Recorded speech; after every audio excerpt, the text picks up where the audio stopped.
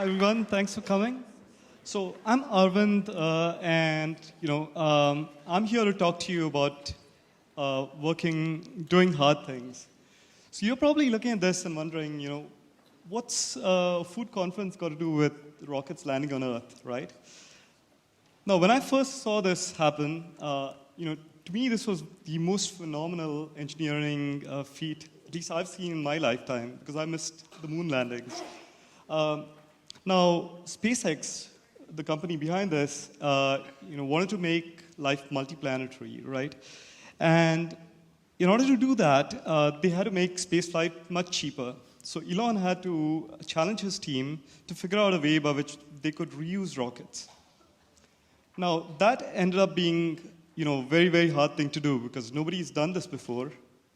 So look at these explosions. I mean, I can just keep watching this all day. So most of us would probably see a failure like this, which is so expensive, and think that there's no point doing this. Let's give up. But SpaceX just kept doing it, and they eventually managed to do this, which is land back on Earth, on a platform that's out in sea. So just like SpaceX, at Markov, we set out trying to solve a problem that we didn't know was possible in the beginning. And we tried, we kept failing. It was very, very frustrating. But eventually we figured it out. And what we were able to do made all those failures totally worth it. So I'm going to talk to you about my framework for trying to do these very hard things that push you outside your comfort zone.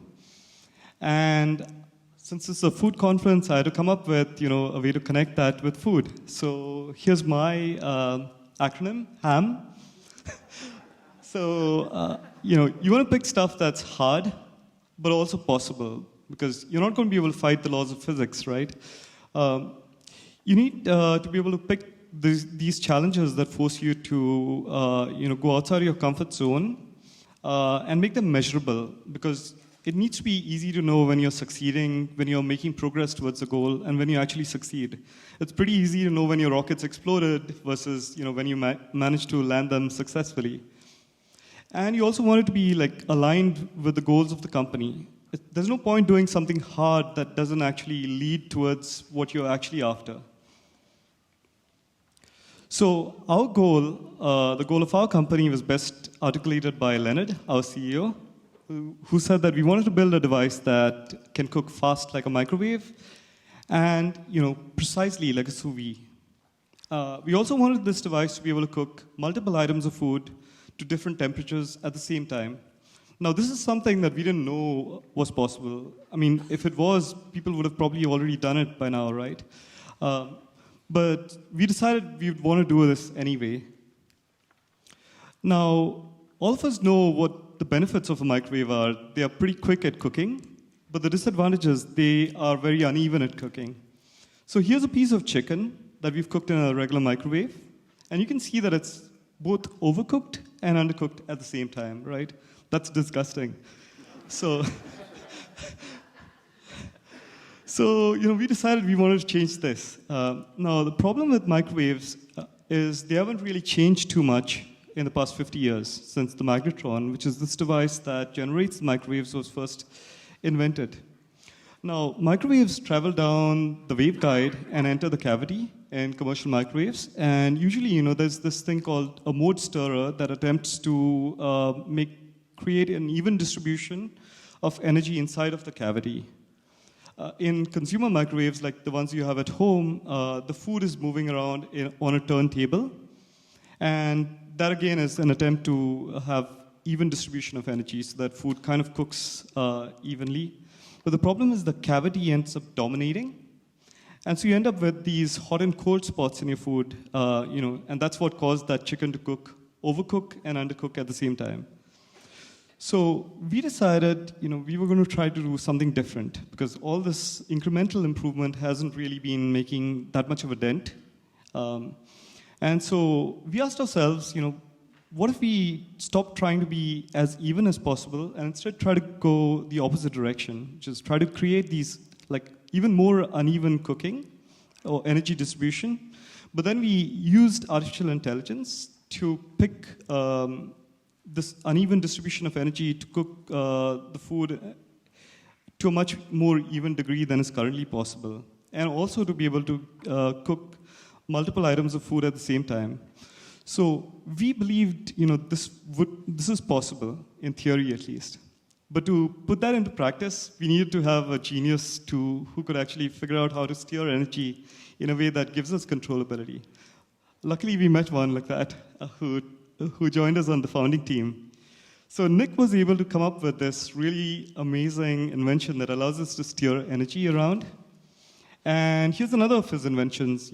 This is something we call a light board, which allows us to visualize where the microwave energy, what that distribution looks like. And you can see the brightly lit parts are hotspots. The parts which aren't lit up are cold spots.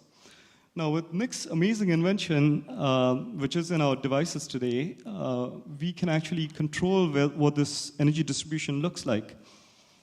And so by creating these hot and cold spots and moving them around, we have this amazing control now, which is very hard to control if a human was sitting there trying to figure out how to do that. But AI today allows us to be able to do this amazing thing and get these to cook really well. So I'm a roboticist by training. And a robot to me is an entity that can sense, plan, and then take actions, right? So I've already told you how we can take actions by having this control over moving the heat energy. In terms of sensing, because temperature plays a really important role in how your food cooks, today there are thermal cameras that allow us to be able to sense different temperatures of food. So here you can see there are these cold spots that are like blue. And by sensing these temperatures, we can figure out how to steer the energy into these colder areas and keep the energy away from the areas that are already very hot. So by doing this over and over again, a robot is able to cook food really well, and that's essentially what we set out to try to do. Now, trying to cook food using thermal cameras and so on is all well and good, but how economical is it? So we had to ask ourselves this question, right? Today, each one of us has got more computing in our pockets than all of the computing that existed back when the magnetron was first invented. So with all that computing power and like the proliferation, the price of electronics has come way down. So thermal cameras, which used to be costing thousands of dollars when they were in use in the defense sector, are now cheap enough to go into devices which cook, right? And I expect these prices will keep going down even further. Also, there's been a major improvement in artificial intelligence. So techniques like deep learning have enabled computers to be able to start perceiving the world in ways that are like, they're coming close to human perception. So when you're doing something very hard, you can expect to have lots of challenges. So you have to be able to prototype very, very quickly. To that, we had to iterate really quickly. So here are some of our early hardware prototypes. These were commercial microwaves that we instrumented to figure out there were real problems. Kept doing this with various devices and kept improving based on everything that we were learning. Here's our garage where it all started. Here's an early prototype of Nick's heat steering mechanism, which we kept on improving over time. You can see that we didn't focus at all on looks of the device and so on. We were after what really mattered. Even here, the door that has the UI was just clamped shut. And this is the first time we had the real device. This was about 8 months into this journey, just solving problem after problem that really mattered. So coming back to this framework again, HAM, right? I'm going to talk to you about one of the grand challenges that we set ourselves, and we had to set ourselves many grand challenges to be able to solve the problems that we were after. We needed to pick something that was hard but physically possible. Something that was aligned with our company's goals, which is to build a cooking device that's fast and also really even at cooking. And we wanted it to be measurable, something that was easy to say when we have achieved what we were after. So who can guess what this might be? Yeah, these are egg whites, okay, and they've been conventionally microwaved. Now, these are super hard to do in a regular microwave. I tried super hard to cook these, and these are the best I was ever able to. Usually you get a gooey mess or splatter all over, or like it's rubbery, right? We set ourselves the grand challenge of cooking these to a flan-like consistency, which is very, very hard to do. And it's even harder when you're trying to do it with something that cooks unevenly, which is our device, right? So unless you're doing something smart, you're going to get really bad results. And that's what kept happening. These are rockets exploding. Granted, they are very cheap, though. Not millions of dollars like Elon's. And so this was pretty frustrating. For months, we weren't really getting anywhere. But eventually, we figured it out. We were able to get this to happen. It happened only once, though, that particular day, because it's pretty hard to do this. We went right back to the previous thing. But eventually, we figured it out. We were able to get this to happen consistently. So this was, just one example of a grand challenge that we had to figure out.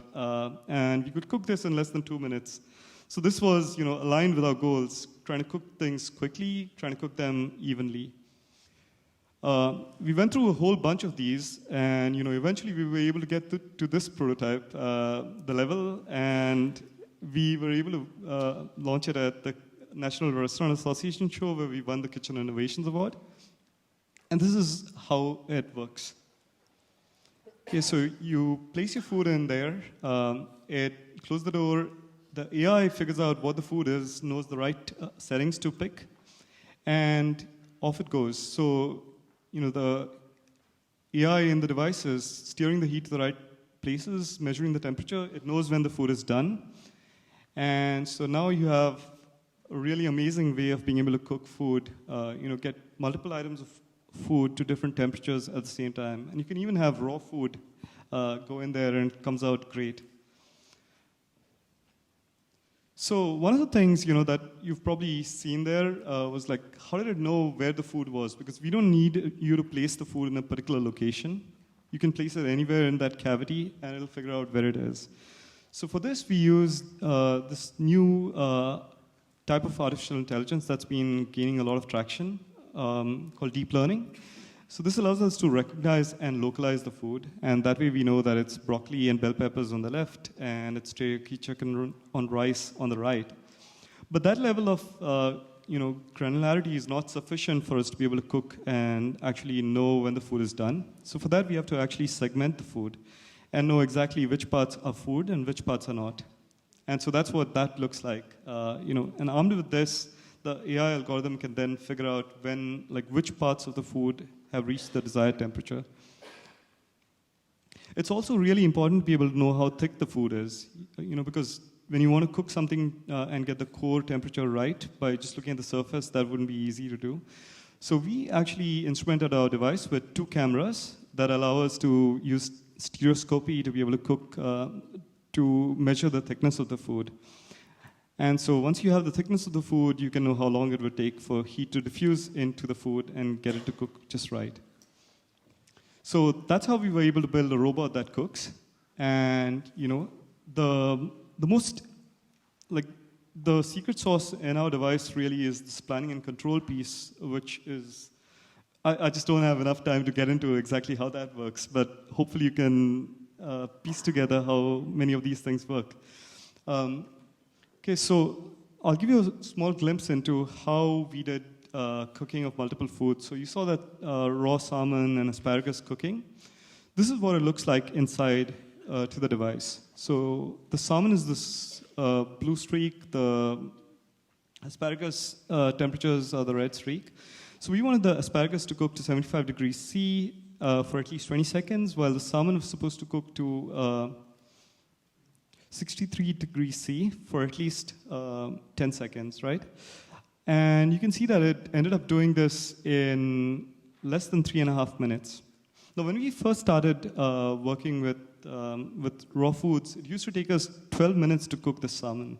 But without making any hardware changes whatsoever, we were able to improve upon the cooking just by making improvements to the algorithms and the data that comes back from each one of these devices enables us to make better decisions about how to improve our algorithms and cooking in the future. So we can use metrics like time to cook or how evenly we are cooking and so on, all of these things that we can measure, and add new foods that we can train specifically for this to enable us to get to this goal of providing much more value to our users. So that's our journey, how we were able to set ourselves grand challenges, to do stuff that we weren't comfortable doing when we started the company, but we were able to get there. So what grand challenges are you going to set for yourself? So thanks for your attention. We have a table out there, so if you're interested in our technology, please stop by. Thanks.